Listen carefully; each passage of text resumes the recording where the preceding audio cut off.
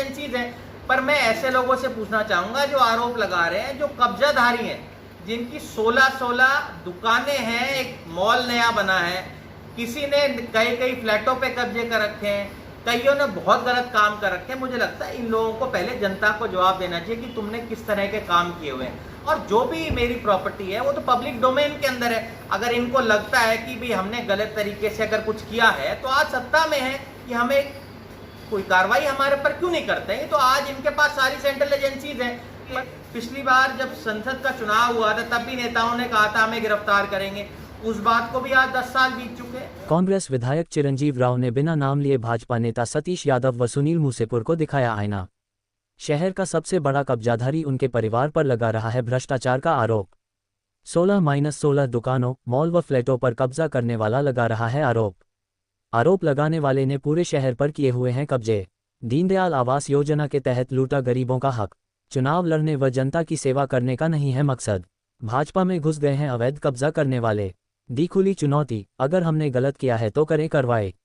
सुनील मूसेपुर को लेकर कहा, उसका नहीं है कोई लेवल, न कभी पंच रहा है, न पार्षद का चुनाव जीता, राजनीति चमकाने वालों पर नहीं दूंगा कोई जवाब।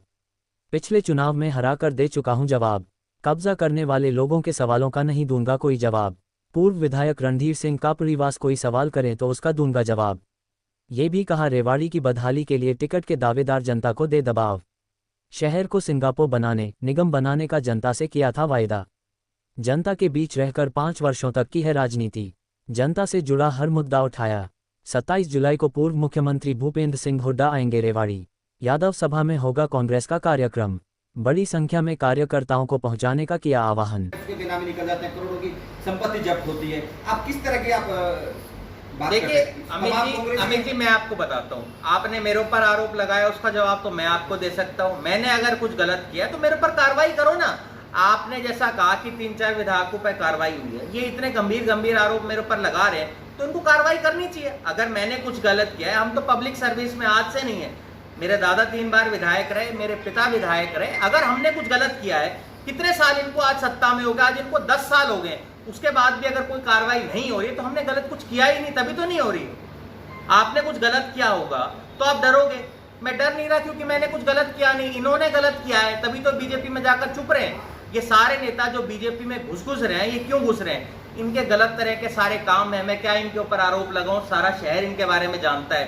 इनको अवैध कब्जे करने हैं, इनको लोगों की संपत्ति के ऊपर हथियानी है। ये लोग बीजेपी में सारे घुसे हुए हैं। इनको ये पता है कि आज हमारा समय, हम बीजेपी से छुप के अपनी राजनीति चमका लें, वो राजनीति अपनी चमका रहे हैं। इनको कोई चुनाव लड़ने से और जनता की सेवा से इनको कोई सरोकार नहीं। पूर्ण है कि एक नेता का इस तरह का जवाब देना, जो एक संवैधानिक पद पे बैठी हुई है, मंत्री है, वो ये बात कह रही है। आपको मैं सच्चाई है, आज तो ये देश देख रहा है कि जितनी कच्ची नौकरियां इस सरकार ने दी है पूरे देश में, या हरियाणा की पूरे जो राजनीति है उसमें आज तक कभी नहीं हुई। इनकी इच्छा शक्ति यही है कि लोगों के पक्के रोजगार हम छीनते जाएं। अग्निवीर स्कीम इसका सबसे बड़ा उदाहरण है कि किस तरह से आज जो हमारे बच्चे हैं वो तैयारी नहीं कर रहे हैं, उसके लिए नहीं कर रहे हैं क्योंकि 4 साल की नौकरी के लिए अगर आप करेंगे उसके बाद उनको कोई सहायता सरकार की तरफ से नहीं मिलती। 1 जनवरी में हमारा शहीद हुआ था, आज 7 साल बीत जाने के बाद भी उसको सरकार की तरफ से 1 रुपया नहीं मिला सहायता के रूप में। उनके परिवार के लोग खुद आरोप लगा रहे हैं। तो मुझे नहीं लगता कि एक ऐसी सरकार है जिसको किसी से कोई सरोकार नहीं। आज जनता यही तो हिसाब मांग रही है कि 2 करोड़ रोजगार देने की आपने बात की थी, आपने लोगों को रोजगार नहीं दिए। पक्के घर देने की बात कही थी, पक्के घर लोगों को नहीं दिए। आपने स्वच्छ पानी की कही थी, स्वच्छ वातावरण की कही थी। आपने कहा था कि शहर के अंदर टूटी सड़कें नहीं होंगी, शहर को सिंगापुर बनाया जाएगा। इन नेताओं से ये पूछना चाहिए, तुमने अपने घोषणा पत्र में डाला था कि रेवाड़ी सिंगापुर बनेगा। इनको पहले तो अपने नेताओं से सवाल करना चाहिए कि इन्होंने क्यों कहा था कि रेवाड़ी सिंगापुर बनेगा। इनको इस बात का जवाब तो देना चाहिए। इन्होंने इतने बड़े बड़े वादे किए थे कि हम रेवाड़ी को नगर निगम बना देंगे। रेवाड़ी अब तक इन्होंने नगर निगम क्यों नहीं बनाया? विधायक जी, 1 टर्म को छोड़ दीजिए, सत्ता आपकी रही है रेवाड़ी। 1 टर्म नहीं, 2 टर्म होगी ना जी।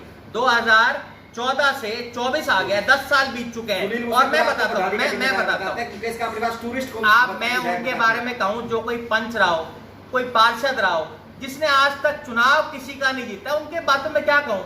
अगर रणधीर जी कोई सवाल कहें जो पूर्व विधायक रहे, उनका तो मैं जवाब दूं, जिनका मैं एक प्रदेश का अध्यक्ष रह चुका हूँ हरियाणा का, मैं चुना हुआ विधायक हूँ। आज मैं AICC के अंदर सेक्रेटरी हूँ, इनकी कुछ लेवल तो पूछने की, पहले मैं इनको कहूँगा पहले पंची का, वार्ड का या जिला परिषद का चुनाव पूछ के आए, तब लोगों से कोई सवाल करेंगे। इनको मेरे से आज सवाल करके झूठी राजनीति और अपने आप को चमकाना चाहते हैं, इनको मैं तो चमकने दूंगा नहीं अपना इनका जवाब का सवाल देके। जनता मेरे सवाल कहेगी तो मैं उसका जवाब दूंगा, इन लोगों के लिए मेरे पास कोई जवाब नहीं। विधायक जी सवाल है कि ये लोग रेवाड़ी के लोग ये जो लोग कब्जा करते हैं इनको क्या जवाब दें? इनको जवाब जनता देगी, पिछले चुनाव में दे दिया। एक ये जानना चाहते हैं कि विधायक चुनाव लड़ेंगे, कैप्टन साहब चुनाव लड़ेंगे, आपके बाद लोग कहीं ना कहीं ये भी कयास लगाए जा रहे हैं। चुनाव हाथ का निशान होगा, वो चुनाव लड़ेगा, चिरंजीव राव चुनाव लड़ेगा या कप्तान अजय सिंह चुनाव लड़ेगा, रेवाड़ी की जनता चुनाव लड़ेगी, हमारे कार्यकर्ता चुनाव लड़ेंगे और हम सब लोग मिलकर कांग्रेस पार्टी की सरकार बनाएंगे। एक लास्ट और एक समाजवादी पार्टी 2 टिकट मांग रही है कि कोसली और वो दे दें। आप क्योंकि आप भी राष्ट्रीय टीम में शामिल हैं कांग्रेस की। समाजवादी पार्टी हमारी एक पुरानी एलाई है, इस बात का फैसला तो हमारा जो राष्ट्रीय नेतृत्व है वो करेगा कि उनको सीटें देंगे नहीं देंगे, इस बात का फैसला तो उन लोगों को करना है। और मुझे लगता है अखिलेश यादव जी एक अच्छे नेता हैं और ये तो फैसला उनका है कि वो उनको टिकट देंगे नहीं देंगे। हरियाणा में किस बहुत मजबूत है और इसका आखिरी फैसला तो उनको लेना है, अगर वो लेते हैं तो हमें उसके अंदर कोई एतराज़ होना नहीं चाहिए किसी को भी।